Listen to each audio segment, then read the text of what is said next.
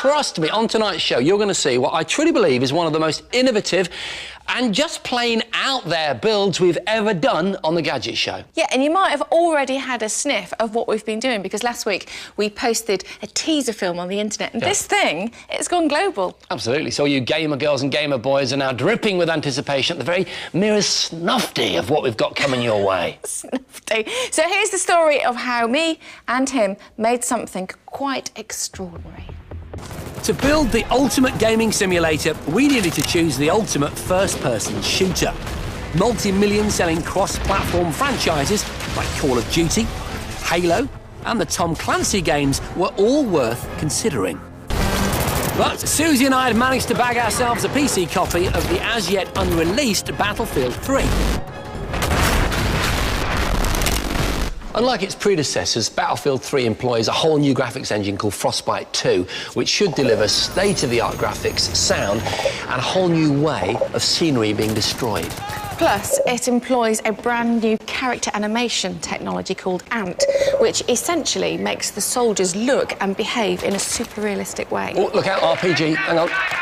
That's right, I took care of him. So, with Battlefield 3 on the table, we went in search of the tech and expertise we needed to bring it to life in our simulator. First on the agenda for me was the location. I'm convinced that the optimum total immersion gaming experience can be achieved by placing the gamer inside this imposing self-contained igloo dome. Standing 4 metres high and 9 metres wide, the Igloo Vision Dome uses 5 HD projectors to produce 360-degree wrap-around imagery. Even though the game would only project around half of the dome, it was the perfect environment in which to immerse the game player. But we still needed more tech. I found a video of a roller-driven omnidirectional treadmill that seems to enable you to walk in any direction, at any speed. This unique product is made by a Swedish company called MSE Weibel, who specialise in the manufacturing of military simulators. I contacted its designer, Daniel Johansson, to ask if the treadmill could be used to control a virtual character. Do you think that your technology can deliver that? Well, Jason, I think our treadmill would be perfect for your simulator. So you can walk around freely, and we'll output these movements to control the game's character. Daniel explained that 10 overhead infrared tracking cameras would monitor the real-time position of our game player on the treadmill, and that this data could then be used to control the directional movements of the Battlefield 3 character. You're a clever chap. You're a clever chap, Daniel. How do you feel about coming over to the UK to get this project rocking? I would be honoured to do that. Awesome, man. High five to the screen, my friend. High five. Right. Meanwhile, I went to meet Chris Chase, the boss of Extra Dimensional Technologies, a company who specialise in the creation of ambient LED lighting systems for concerts, exhibitions and the home. I was hoping his expertise in lighting would enable us to create the feeling of a full 360 immersive experience inside the Igloo Dome. Oh, this is incredible. The colours are so vibrant and they're wrapped around the room and around you. You feel really enveloped. It takes watching TV, I think, to a whole new level. Chris explained that his clever pixel mapping software could monitor the real-time colour changes within Battlefield 3 and use that information to control LEDs placed around the dome. We'll be using about 800 LEDs. That way you'll get a really intense effect. But Chris had yet another clever idea on how we could use his pixel mapping software. What we could do is map certain pixels of the screen so that when you're, for example, if you get shot in the game and the screen goes red, we can use that signal to control a paintball gun, for example. So you get shot for real when you get shot in the game. That is amazing. Next, I needed to figure out a way to take on enemies within the game. Like with the Rely On system, our user has to have a physical gun to hold and shoot, and this is it. Now, I know it looks like a bit of a toy because that's exactly what it is, but it's actually rather clever. Known as the App Blaster gun, it's traditionally used as a peripheral to enhance the experience of playing iPhone or iPod games. It's got 2 different triggers, each of which control a dabber to press the screen during gameplay. I'm going to use the gun with an app called Mobile Mouse, which is synced wirelessly to the PC running Battlefield 3. This will be calibrated so that whenever the front trigger is pulled, the character's aiming reticle will appear. And whenever the rear trigger is pulled, shots will be fired. But I wasn't finished yet. I went to see Matt and Hugh from APS Events and Media, who had the technology to move the 180-degree game projection around the dome. So this is a representation of the game player in the actual simulation. We've got the 180-degree game, which is moving at the same time as the actual game player. OK, so if I'm the gamer, wherever I move, like this, the 180-degree screen follows me. And because of that, I never see behind it. I never see off screen. I'm completely immersed the entire time in the simulation. That's correct. No matter where they look, they will see the game. I love this. And as if that wasn't enough, I was about to raise the immersive stakes even higher with the help of 12 Tipman Tango 1 paintball guns. These little beauties are going to provide some real force feedback to the fortunate, or rather unfortunate, person who's standing right in the middle of our simulator. Friend of the show, Grant from Robo Challenge, had helped me to build 4 separate turrets, each with 3 guns mounted on top. And in the name of research, I decided to experience their power firsthand. The idea of the 4 turrets is to completely surround the game player, like I'm being surrounded, right now. And they are triggered by the pixel, mapping system. And as for the gamer themselves, as they experience enemy fire from a certain direction within the game, he's also experiencing enemy fire from the same direction, physically, from the turrets. Stop! Ow!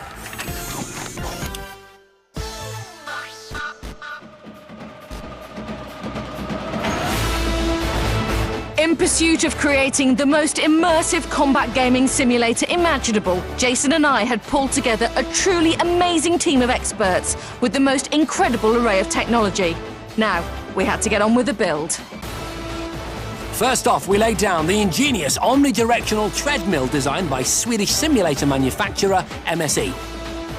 With 16 segments of belt-driven rollers underfoot and 10 infrared position tracking cameras overhead, this system would seamlessly control the speed and the direction of our characters' movements.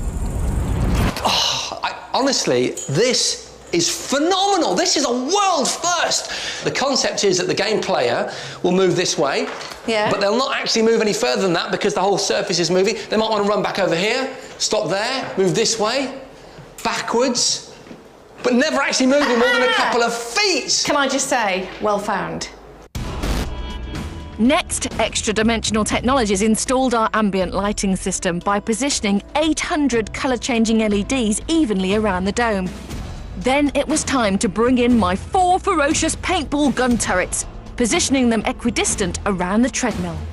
We've got 12, which will fire up to 15 balls per second at the gamer.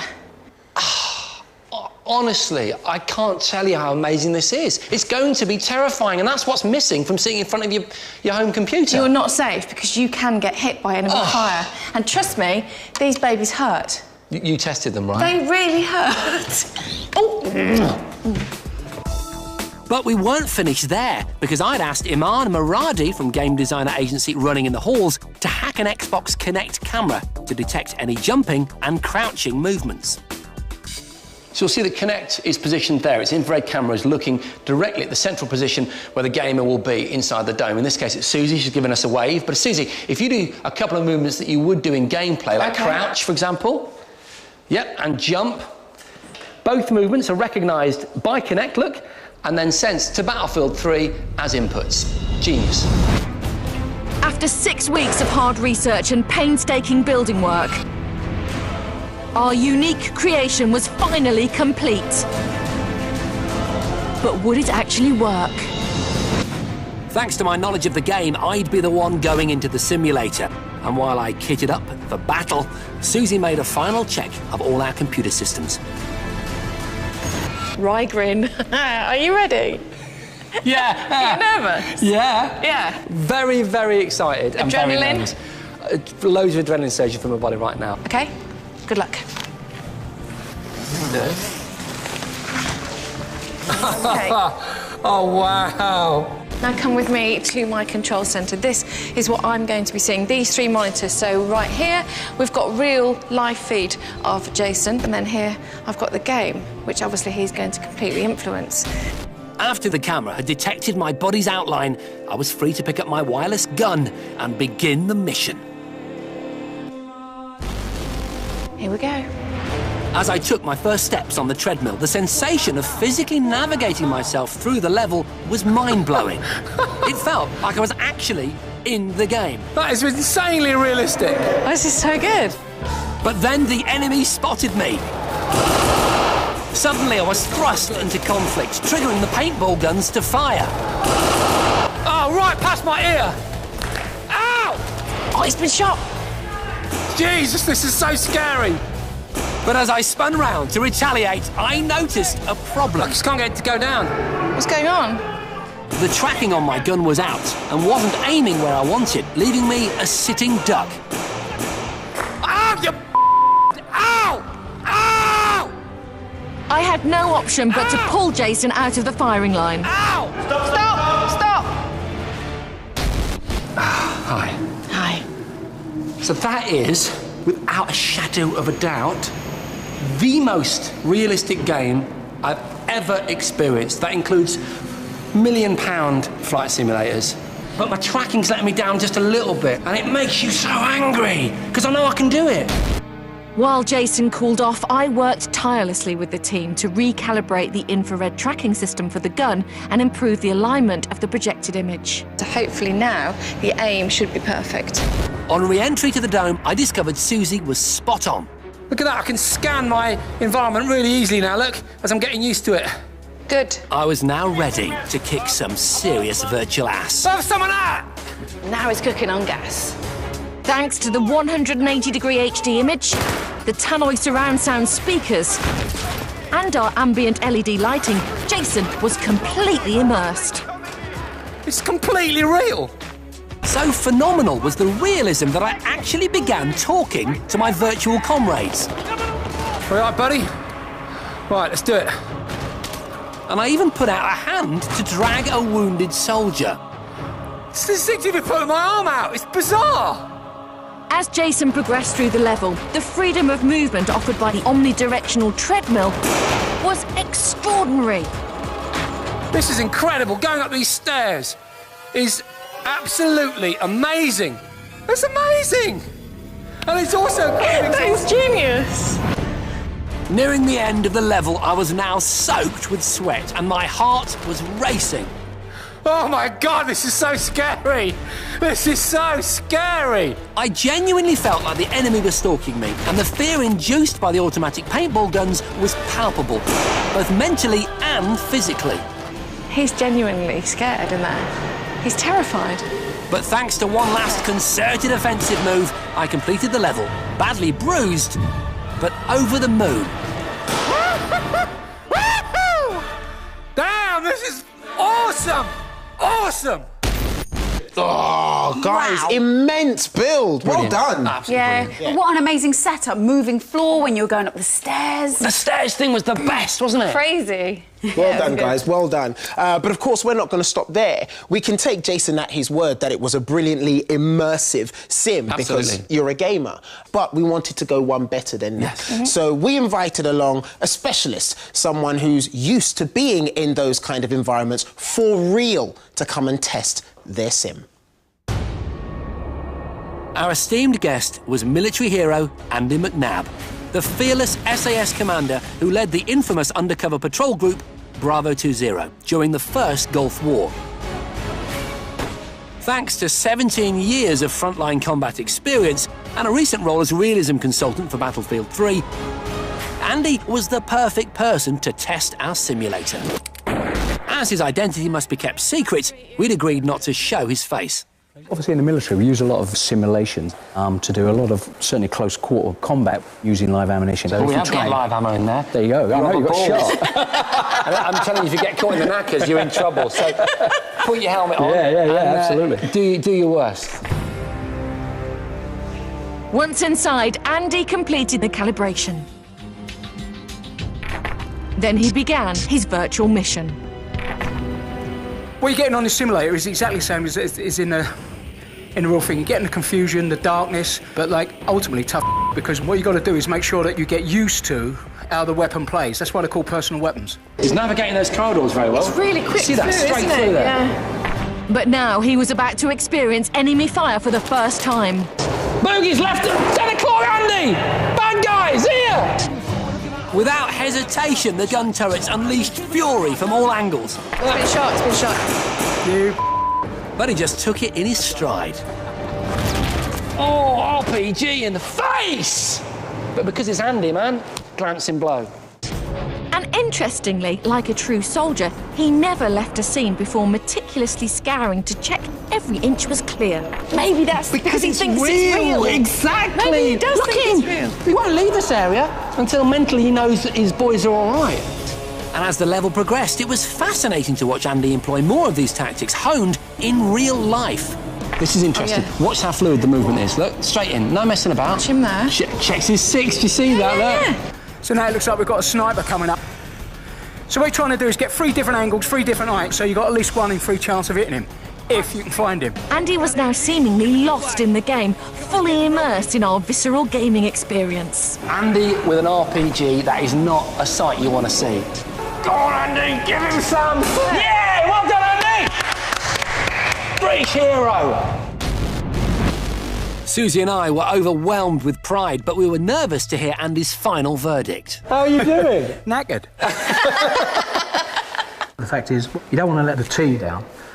You've got that confusion, and what it does with that sort of 360 screen gives you the confusion and getting shot. That's really important for these sort of things because you don't think you're Superman. You know that within that environment you're going to get zapped.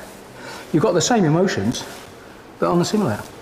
Excellent. Fantastic. Andy McNabb, thank you so much. No, thank you. Absolute Thank pleasure. you very much. Wow, Andy McNabb. He looked so at home in that environment. Well, that is a massive compliment because that is what we wanted. We Yeah, we wanted him did. to think that he was in that sort of And environment. I think it's fair, we didn't know how to call it, did we? No, well, we didn't know if he was going to sort of come out and take the mickey out of us, Exactly. really. I thought he might to be a bit polite, but basically say, you know, he could do with some work, but not bad. Yeah. But you couldn't get him out of there. Wow. And the best thing was when he took his mask off. His face was pixelated. so cool. Well done, Great, guys. that's all we've got time for on tonight's show. We really hope you enjoyed it. See you next time. See ya.